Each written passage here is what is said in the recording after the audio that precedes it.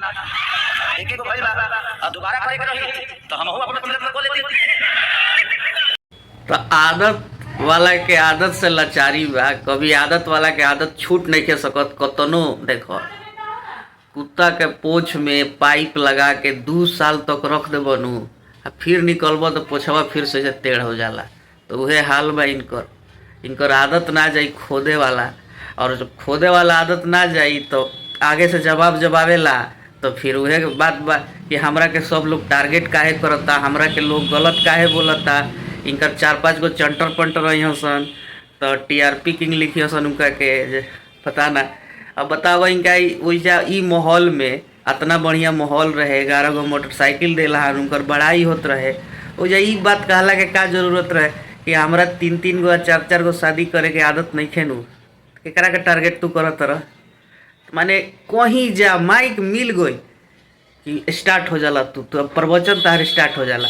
तू तो अंकुश भाई जो बाड़े वो माइकवा छीन लेला ना तो तू तो और प्रवचनवा देता। तार आदत ना जी प्रवचन देवे वाला। सुधार लाइए आप, इतने बड़े स्टार है आप, आपका इतना बड़ा नाम है, थोड़ा तो सुधार लाइए अपने आप में। नहीं लाइएगा तो लोग वीडियो बनाता है और जब वीडियो बनाता है तो आपको लगता है तकलीफ। आप खुद मन से बोल रहे हैं कि हम तो हमेशा विवाद में रहते हैं और कल मेरे ऊपर गलत न्यूज़ बनेगा। तो गलत न्यूज़ बनाने का काम आप ही करते हैं। आप पब्लिक को कंटेंट दे कर जाते हैं कि हाँ आपके ऊपर न्यूज़ बनाए। आपको ये बोलने का क्या ही ज़रूरत था वहाँ पे, हैं? आप नॉर्मली बात करके, नॉर्मली अपना गाना गा के, नॉर्मली लोगों को संबोधन जो भी कर रहे थे करके अपना निकल जाते। तो ये खोदे वाला आदत तहरना चाहिए ना भैया। सीख तनी आदत सीख तनी, सुधार लेब न तो तोहरे खातिर सही रही।